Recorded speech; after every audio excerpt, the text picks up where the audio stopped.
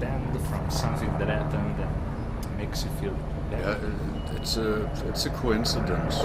It's probably because we all felt good, doing the stuff we do, or we're like confident or something. And we had good tours recently. Generally, it seems to look very good for us as a band. Everything. There has been a very good reception of the Straight Out of Hell. Chart entries were very good. That makes you proud. And then maybe you go about your things in a different way, and then maybe that makes you sound positive, open, accessible. I think all the tracks, they have a particular easygoing quality. That it's not so hard to access. It goes in, and some people have said they can listen to that album a few more times, which they do, and then. I'm proud of it because I like the expensive, good-sounding harmonic production. It's really round and has a different sound to it because we used many 80s real-world components in there. Some devices that our producer bought, and so then these things do something. They have their own sound and they create a different impact, which naturally you can record digitally. But then you have these analog things in the middle of it. It's still there, I didn't aim properly. Right. Get lost. Okay. Talking about the title of your record, I imagine, and I've seen in this today, that God-given right, I think it's related to your right to decide to do what you want to do without any constrictions. Am I right? Yes, even though naturally you're not supposed to do everything that you can do, that means like I'd like to go and kill everyone I don't like. This is naturally not what we mean. Okay. And it's based on that old story with Darius's father, right? When Darius finished school, he wanted to say like, I'd like to be a rock musician, That's really irritating, I'm only babbling that crap now, seeming so insecure because of that noise. And he wanted to become a rock musician, and his daddy said, it's your God-given right to do whatever you want to do, whatever makes you happy makes me happy. So give it a try. Trusting in, his son's abilities and whatever, that he may be a great singer and good composer of rock music. That's the story behind it only. And so the cover is a bit blown out of proportion. That's because the manager and the cover artist came up with that idea and did that cover and then presented this to us, and we said, yeah, cool.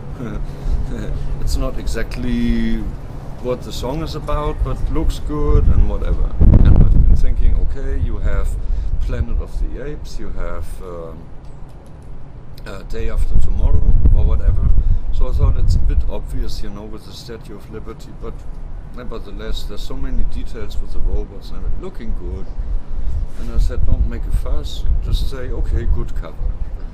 And then they do that lenticular version of it. If you move it, it's like 3D and whatever.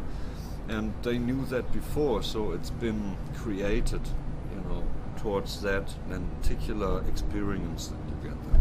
Because I've read something about the cover when you say that having too much is never a good thing. No, usually not. But this is not related to, I don't know, your experience or the band or something like that. I don't know, maybe when you're composing music or something like that. It's just a way of approaching music. Yeah, just not related. But never too much or whatever, There's too much snow on that cover. And the first thing I said, was I don't want to do a video in the snow, and we didn't. So it was a very nice warm day when we shot the video for the track God-Given Right. And talking about your attitude and your God-given right and all of this, I think that as a musician you're kind of constantly judged by people who buys your record. Yep. Does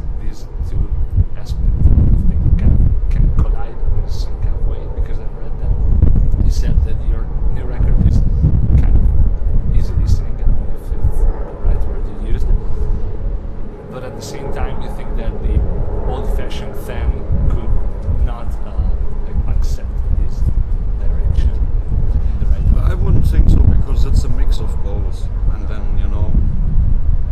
there's real good material on there, that should satisfy the fans, those fans. And we've had talks with lots of reporters now recently, and there's some people who would probably speak up and say, guys, I think you've done a mistake with this record or something is not quite right or whatever, and no one said anything like that. And in fact they think it's somehow in a way better than the Straight Out of Hell, and I can only rely on that. Well, that was a surprise to me. Naturally, you always hope that people say that, and we are too close to the final product, because we've been in the production process and everything, and everyone has a different understanding of whatever track is on there. I just think that generally as one, it's a super great record, and you can criticize Judas Priest for Turbo Lover or whatever, that's why I would make the comparison. Or you can go back to the Keeper One. But also I thought, that wasn't enough maybe, because it sounded so clean and direct and came across so well. But that's the feel I have. This is just like a round, perfect thing in a way. You can always argue about details, and you can never make everyone happy. There's sure gonna be people who preferred the Seven Sinners, which is aggressive or whatever, or whatever. This is what we have to offer right now. Okay. And talking about the studio and the recording process, you were talking about before analog instruments you use in the studio. Have you done something specifically directed to recording guitars? Well, it's been the same thing. We are using a Kemper profiling amp, which contains several sounds and profiles of very good amps that we found or had. What you hear on this record mainly is the Engel Straight. We had 4 Engel Straight on the Live in the UK tour, and those are also the ones that you hear on the Live in the UK. And we have one of these, which is mainly doing the sound on this record. And